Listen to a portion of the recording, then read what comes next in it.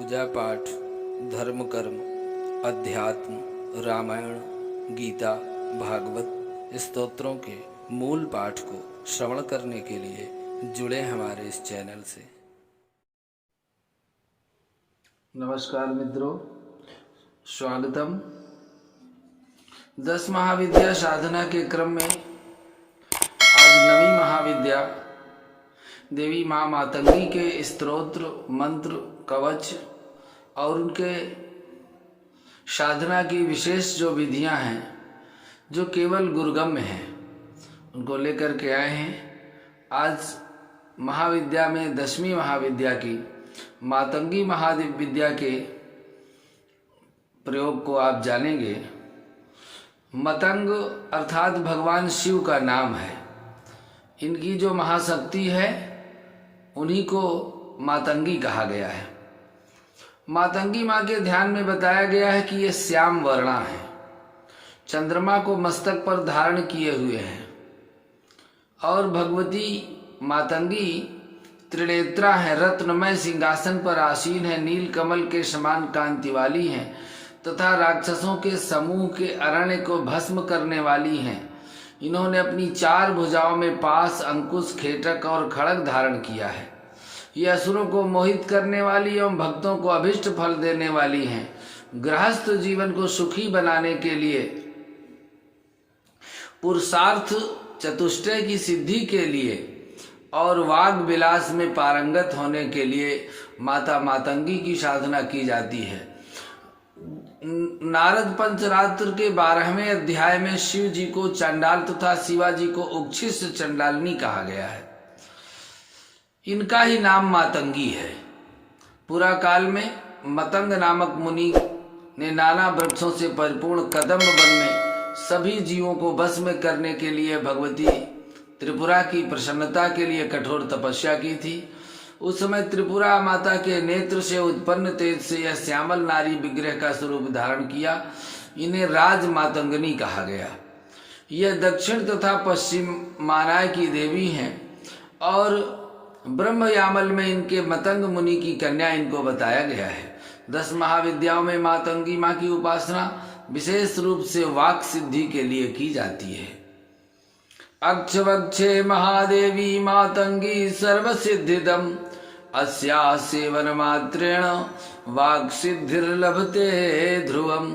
इनकी साधना से वाक सिद्धि स्वाभाविक रूप से प्राप्त हो जाती है।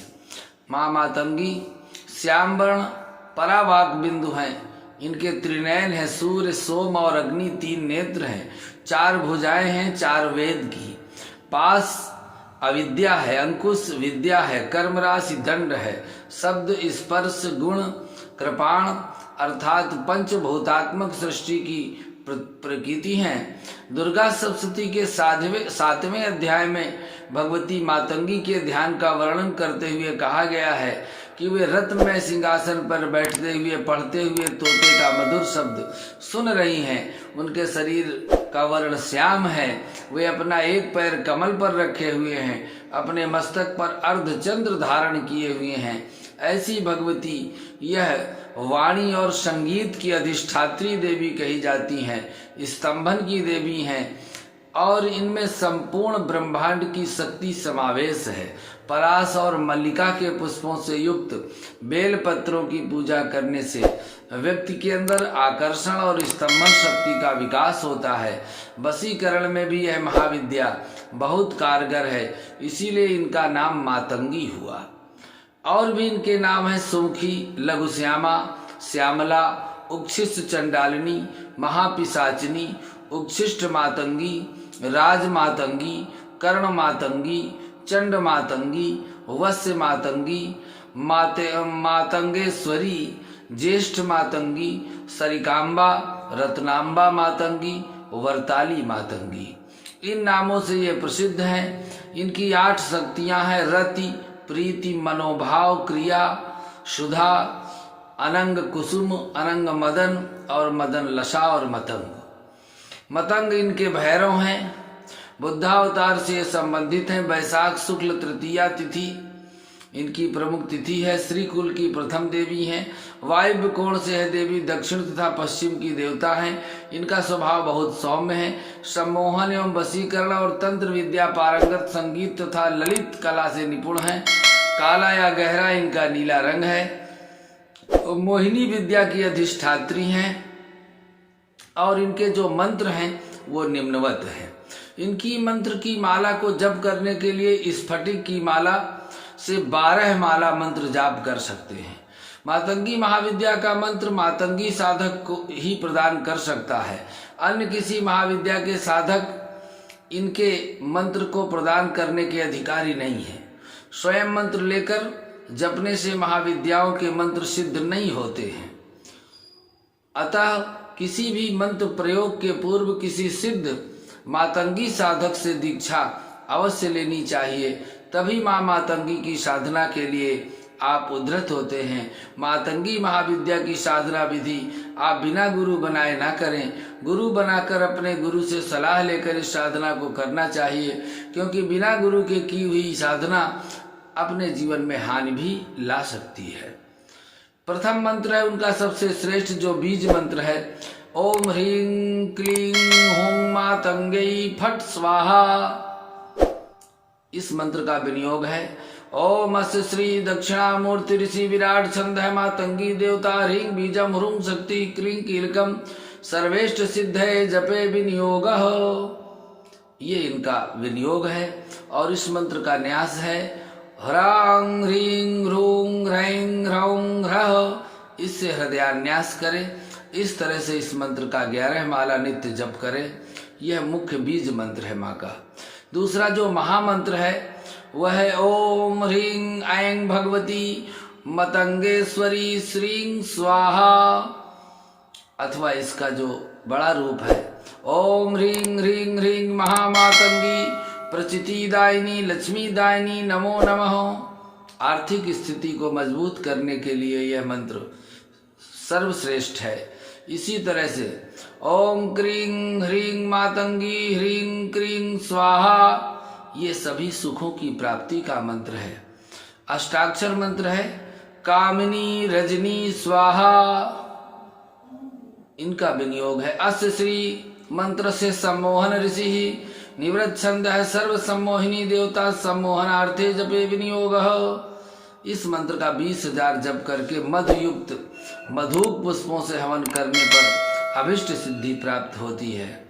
इसी तरह से विंशाक्षर मंत्र है माँ का ऐं नमः उच्छिष्ट चंडाली मातंगी सर्ववशंकरी स्वाहा। इसके प्रयोग से डाकनी शाकनी भूत प्रेत बाधा सब दूर हो जाती है।